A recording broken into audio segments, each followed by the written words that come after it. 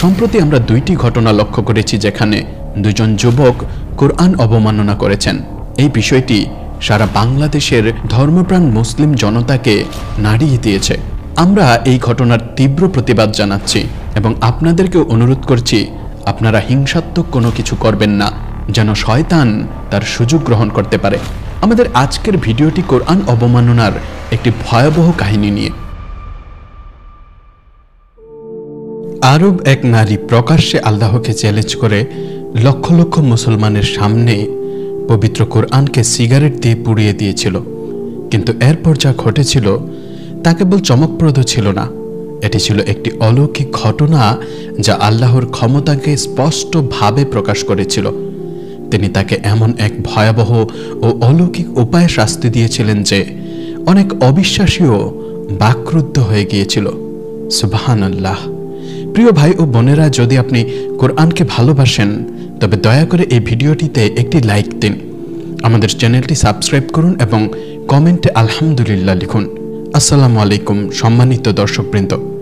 সবকিছু শুরু হয় এক আরব নারীকে দিয়ে, যিনি একটি মুসলিম পরিবারে জন্মগ্রহণ করেছিলেন। তবুও অবাধ্যতার অন্ধকারে সম্পূর্ণ হারিয়ে গিয়েছিলেন তিনি। তার জীবন প্রতিরোধের প্রতীক হয়ে উঠেছিল, তবে তা অত্যাচারের বিরুদ্ধে নয়, বরং নিজের বিশ্বাস ও ঐতিহ্যের বিরুদ্ধে। সৌদি আরবে উদ্ভূত একটি ভাইরাল ক্লিপে আপনারা তার মুখ হয়তো চিনতে পারবেন। রিয়াদের সবচেয়ে আধুনিক জেলাগুলোর একটিতে তার বসবাস ছিল। তিনি সোশ্যাল মিডিয়ার একজন পপুলার কন্টেন্ট ক্রিয়েটর ছিলেন। নিজেকে একজন মুক্তমনা হিসেবে উপস্থাপন করতেন, কিন্তু তার কাছে মুক্তির ধারণা ছিল ইসলামিক সবকিছু প্রত্যাখ্যান করা। প্রাথমিকভাবে তার কন্টেন্ট সাধারণ মনে হয়েছিল, নাচের ক্লিপ, মেকআপ টিউটোরিয়াল এবং তথাকথিত স্বাধীনতার আলোচনা। কিন্তু ধীরে ধীরে তার পোস্টগুলি একটি অন্ধকার মোড় নেয়। তিনি নেকাব ও হিজাব পরিহিত নারীদের উপহাস করতে শুরু করেন, হাসির জন্য তাদের অনুকরণ করতেন। আশ্চর্যের বিষয়ে তার দর্শক সংখ্যা বাড়তে থাকে এবং অনেকেই তাকে উৎসাহিত করেন। কিন্তু তারপর এমন একটি মুহূর্ত আসে যা সবাইকে হতবাক করে দেয়। 20,000 এরও বেশি দর্শক নিয়ে একটি লাইভ সম্প্রচারের সময় তিনি এমন কিছু করেন যা কল্পনা করতেও কোনো মুসলমানের গা কাটা দিয়ে উঠবে। একটি সিগারেট জ্বালিয়ে তিনি ক্যামেরার দিকে তাকিয়ে বললেন, আমাকে দেখাতে দিন এই বইটা কতটা অর্থহীন। নাউজুবিল্লাহ। বাম হাতে পবিত্র কোরআন ধরে তিনি ধোঁয়া ছাড়লেন এবং ব্যঙ্গাত্মক সুরে কোরআন তেলাওয়াত করতে শুরু করলেন। বিদ্রুপাত্মক স্বরে তিনি পবিত্র শব্দগুলি উচ্চারণ করলেন, তারপর থামলেন, হাসলেন এবং তাচ্ছিল্য করলেন। একটি প্রাচীন বই কিভাবে আধুনিক বিশ্বে আমাদের জীবনকে পরিচালনা করতে পারে? এই কারণেই কি মুসলিমরা এত পিছিয়ে? এটি মানবজাতিকে বিভক্ত করে। মুসলিম বনাম অবিশ্বাসী, এই বইটি আসল সমস্যা। এবং সেখানেই তিনি থামেননি। ক্যামেরার সামনে দাঁড়িয়ে তিনি তার হিজাব খুলে ফেলেন, তার সিগারেটে টান দেন এবং কোরআনকে আবর্জনার মতো এক কোণে ফেলে দিলেন। কমেন্ট সেকশন ফেটে পড়ল। কেউ কাঁদলেন, কেউ রিপোর্ট করলেন, অনেকে হতবাক হয়ে গেলেন। কিন্তু তিনি হাসলেন এবং বললেন, কোনো ঈশ্বর নেই, কোনো নিয়ম নেই, কোনো আল্লাহ নেই। নাউজুবিল্লাহ। এই বলে তিনি তার লাইফটি শেষ করলেন। কিন্তু তিনি যা উপলব্ধি করেননি তা হলো ন্যায় বিচারক দেখছিলেন এবং তার বিচার কখনো বিলম্বিত হয় না। সেই রাতেই তার অ্যাপার্টমেন্ট থেকে অদ্ভুত শব্দ ভেসে আসছিল, কাঁচ ভাঙার শব্দ, উচ্চ চিৎকার এবং আর্তনাদ। প্রতিবেশীরা আতঙ্কিত হয়ে পড়েন। একজন রিপোর্টারদের বলেছিলেন যে মনে হচ্ছিল তাকে টেনে নিয়ে যাওয়া হচ্ছে যখন সে চিৎকার করছিল। তারপর নীরবতা নেমে আসে, তারপর আবার জোরে আর্তনাদ শুরু হয়। পুলিশকে ডাকা হয়। তারা যখন প্রবেশ করে তখন কোরআন অক্ষত অবস্থায় দেখতে পায়। চাঁদের আলোয় মৃদু ঝলমল করছিল। মহিলাটি বাথরুমের কাছে লুটিয়ে পড়ছিল, চোখ দুটি বিস্ফারিত। তার হাতে আঁচড়ের চিহ্ন ছিল, যেন সে কোনো অদৃশ্য কিছু থেকে মরিয়া হয়ে পালানোর চেষ্টা করেছিল। তাকে হাসপাতালে নিয়ে যাওয়া হয়। শারীরিকভাবে কোনো বড় আঘাত ছিল না, কিন্তু মানসিকভাবে সে পক্ষাঘাতগ্রস্ত ছিল। মনোবিজ্ঞানীরা বলেছিলেন যে সে এমন কিছু দেখেছিল যা তার মন প্রক্রিয়া করতে পারেনি। সে ভয়ে জমে গিয়েছিল, একটি দুঃস্বপ্নে আটকা পড়েছিল যা তার মস্তিষ্ক এড়াতে পারছিল না। প্রিয় দর্শকবৃন্দ, আমরা কি কোরআনের সতর্কবাণী উপেক্ষা করতে পারি? আল্লাহ বলেন, যে আমার স্মরণ থেকে মুখ ফিরিয়ে নেবে তার জীবন হবে কষ্টের এবং কিয়ামতের দিন আমি তাকে অন্ধ করে উঠাবো। সূরা তাহা আয়াত 24। এটি কোনো নিছক কাকতালীয় ঘটনা ছিল না। এই ঘটনাটি আয়াতটির একটি জীবন্ত উদাহরণ ছিল, যে নারী একসময় স্পষ্টবাদী ছিলেন তিনি এখন নীরব হয়ে বসে আছেন। তার কণ্ঠস্বর চলে গিয়েছিল, তার চোখ অদৃশ্য সত্তাদের দেখেছিল এবং তার পরিবারও ভেঙে যায়। কিন্তু এখানেই শেষ নয়। এরপর যা ঘটেছিল তা ডাক্তারদের মেরুদণ্ডে শীতল স্রোত বইয়ে দেবে। হাসপাতালে তার 3 দিন থাকার পর কর্তব্যরত একজন ধর্মপ্রাণ মুসলিম নার্স তার ফোন থেকে সূরা ইয়াসিনের মৃদু তেলাওয়াত বাজালেন। যখন প্রথম আয়াতটি ঘরে প্রতিধ্বনিত হলো, নারীটি প্রবলভাবে কেঁপে উঠল। তার শরীর কাঁপছিল, তার হৃদস্পন্দন দ্রুত হলো এবং তারপর সে চিৎকার করে উঠল। এমন এক মর্মান্তিক চিৎকার যা হাসপাতালের পুরো তলায় প্রতিধ্বনিত হলো। নিরাপত্তারক্ষীরা দৌড় এলেন এবং ডাক্তাররা তাকে দ্রুত শান্ত করলেন। তবে জ্ঞান হারানোর আগে সে একই ভয়ঙ্কর শব্দগুলি বিড়বিড় করে বলছিল, আমি আগুন দেখেছি, আমি অন্ধকার দেখেছি, আমি শিকল দেখেছি, ওরা আমার জন্য আসছিল। সেই রাতে সে একটি স্বপ্নে হারিয়ে গেল, এমন একটি স্বপ্ন যা তার আত্মার গতিপথ চিরতরে বদলে দেবে। সেই রাতে তার ঘুম স্বাভাবিক ছিল না। যদিও তার শরীর বিশ্রাম নিচ্ছিল, তার মস্তিষ্কের কার্যকলাপ তীব্র হয়েছিল। সে অন্য এক রাজ্যে প্রবেশ করেছিল। স্বপ্নে সে এক বিশাল মরুভূমিতে একা দাঁড়িয়েছিল। আকাশ ছিল রক্তিম লাল, সূর্য নেই, চাঁদ নেই, শুধু এক দমবন্ধ করা আবছা আলো। ধুলো তার মুখে এসে লাগছিল।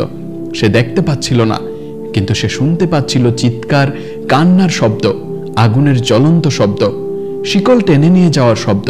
আর এই ভয়ঙ্কর দৃশ্যের মাঝে বজ্রের মতো এক কণ্ঠস্বর প্রতিধ্বনিত হচ্ছিল, তবে ক্রোধে নয় বরং গভীর বিষাদে।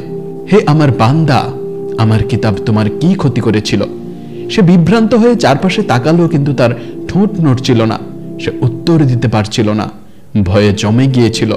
তারপর বালির নিচ থেকে সেই কোরআন যা সে ফেলে দিয়েছিল আবার আবির্ভূত হলো, ঐশ্বরিক আলোয় ঝলমল করছিল। সে পালাতে চেষ্টা করলো, কিন্তু তার পা নড়ছিল না। কোরআন তার সামনে ভেসে উঠল, নিজে নিজেই খুলছিল। পড়ো, কণ্ঠস্বর আদেশ করল। সে কেঁদে কেঁদে বলল, না, দয়া করো, আমি শুধু মজা করছিলাম এবং আমি শুধু ভিউ পাওয়ার জন্য এটি করেছিলাম। কিন্তু কণ্ঠস্বর উত্তর দিল, আমার নবী কি বলেননি যে কোরআনকে সম্মান করবে? আল্লাহ তাকে দুনিয়া ও আখিরাতে সম্মান করবেন, আর যে একে অসম্মান করবে আল্লাহ তাকে অপমান করবেন। তুমি কি ভেবেছিলে তোমার উপহাস অলক্ষিত থাকবে? তারপর তার নিচের মাটি ফেটে গেল এবং সে অন্ধকারে হারিয়ে গেল এক আলোহীন স্থানে। দূরে আগুন যেন তাকে গ্রাস করতে চাইছিল। তার চারপাশে ছিল মুখবিহীন সত্তা, বিকৃত, শিকলবদ্ধ এবং ক্রন্দনরত। হঠাৎ সে নিজেকে দেখল তার লাইভ স্ট্রিমের রূপে, একটি সিগারেট হাতে ব্যঙ্গাত্মকভাবে তেলাওয়াত করছে। কিন্তু এবার তার মুখে চামড়া ছিল না, কেবল একটি খুলি ছিল।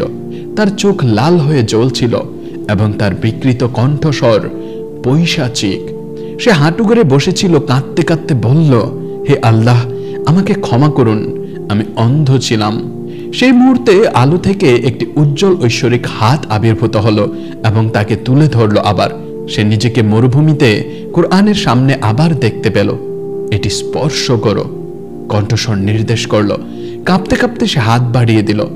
যেই তার আঙ্গুল কোরআনের পৃষ্ঠা স্পর্শ করল, এক উজ্জ্বল আলো তাকে ঘিরে ধরল। ব্যথা উধাও হয়ে গেল, বাতাস শান্ত হলো, পরিবেশ শান্তিতে ভরে গেল। সে জেগে উঠল। হাসপাতালের বিছানায় তার মুখ বেয়ে অশ্রু ঝরছিল। নার্সরা তার পাশে ছুটে এলেন, ডাক্তাররাও এলেন, কিন্তু এবার সে শান্ত ছিল, বিধ্বস্ত তবু অস্থির। মিশরীয় সেই নার্সটির দিকে তাকিয়ে সে কাকুতি মিনতি করে বলল, দয়া করে আমাকে এক কপি কোরআন এনে দিন। নার্সটি কেঁদে উঠল এবং তাকে আলিঙ্গন করল। সেই একই দিনে সে একটি গোসলের অনুরোধ করল। কত বছর পর সে প্রথমবারের মতো অজু করল এবং 2 রাকাত সালাত আদায় করল। তার নামাজ শেষ করার পর সে হাত তুলে এমন একটি শক্তিশালী দোয়া করল যে অনেক অমুসলিম ডাক্তারও দৃশ্যত প্রভাবিত হয়েছিলেন। সে দোয়া করল, হে আল্লাহ, আমি আপনার কিতাবকে উপহাস করেছি, আমি আপনার নবীকে বিদ্রূপ করেছি এবং আপনার রহমতকে অস্বীকার করেছি। তবু আপনি আমার প্রতি রহম করেছেন। আমি নিজেই সেই গর্ত খুঁড়েছিলাম এবং আপনি আমাকে সেখান থেকে তুলে এনেছেন। আমি অযোগ্য, কিন্তু দয়া করে আমাকে আর কখনো যেতে দেবেন না। আমাকে আপনার মুখের কথা নিয়ে মরতে দিন। প্রিয় দর্শকবৃন্দ, তার গোপনীয়তার জন্য তার নাম অপ্রকাশিত রাখা হয়েছে। তবে আজও তিনি একজন পরিবর্তিত নারী। তিনি পুরোপুরি হিজাব পরিধান করেন, তার পুরনো কন্টেন্ট মুছে ফেলেছেন এবং প্রকাশ্যে তার অনুশোচনা ঘোষণা করেছেন যাতে অন্যরা তার যাত্রা থেকে শিখতে পারে। তার একটি আন্তরিক ভিডিও বার্তায় তিনি বলেছিলেন, লাইক বা খ্যাতির জন্য আপনার আখিরাতকে বিক্রি করবেন না। কোরআন শুধু একটি বই নয়, এটি একটি জীবন্ত অলৌকিক ঘটনা। আমি কোরআনকে উপহাস করেছিলাম এবং এটি আমাকে এমন একটি সত্য দেখিয়েছে যা কোনো মানুষ স্মৃতি থেকে মুছে ফেলতে পারবে না। হে মুসলিম যুবকেরা, যারা এই ভিডিওটি দেখছেন, মনোযোগ দিয়ে শুনুন। প্রবণতার কারণে আপনার দিনকে কেড়ে নিতে দেবেন না। নবী সাল্লাল্লাহু আলাইহি ওয়াসাল্লামের স্থানকে প্রভাবশালীদের দিয়ে প্রতিস্থাপন করবেন না এবং সর্বোপরি কোরআনকে কখনো ঠাট্টা করেও অসম্মান করবেন না। এর পবিত্রতা পাহাড়ের চেয়েও উঁচুতে। এই ঐশ্বরিক কিতাব এই জীবনে আপনার সুরক্ষা এবং কবরে আপনার পথ প্রদর্শক আলো। যেমন আল্লাহ তাআলা সূরা ইসরাতে বলেন, নিশ্চয়ই এই কোরআন এমন পথ দেখায় যা সবচেয়ে ন্যায়সঙ্গত ও সঠিক, এবং মুমিনদের যারা নেক আমল করে তাদের সুসংবাদ দেয় যে তাদের জন্য রয়েছে মহাপুরস্কার। এটি প্রথমবার নয় যে আল্লাহ অলৌকিকভাবে তার কিতাবকে রক্ষা করেছেন। 1972 সালে ইরাকে একজন ব্যক্তি একটি প্রতিবাদ চলাকালীন কোরআন পুড়িয়ে ফেলেছিল। প্রত্যক্ষদর্শীরা জানিয়েছিল যে সবকিছু পুড়ে গেলেও কোরআনের পৃষ্ঠাগুলি অক্ষত অবস্থায় বাতাসে ভেসে বেড়াচ্ছিল, এবং ফিলিস্তিনে একটি বিমান হামলার পর একটি ধ্বংসপ্রাপ্ত বাড়ির সবকিছু ধ্বংসস্তূপে পরিণত হয়েছিল। শুধুমাত্র একটি কোরআন একটি কাঠের তাকের উপর অক্ষত অবস্থায় পড়েছিল।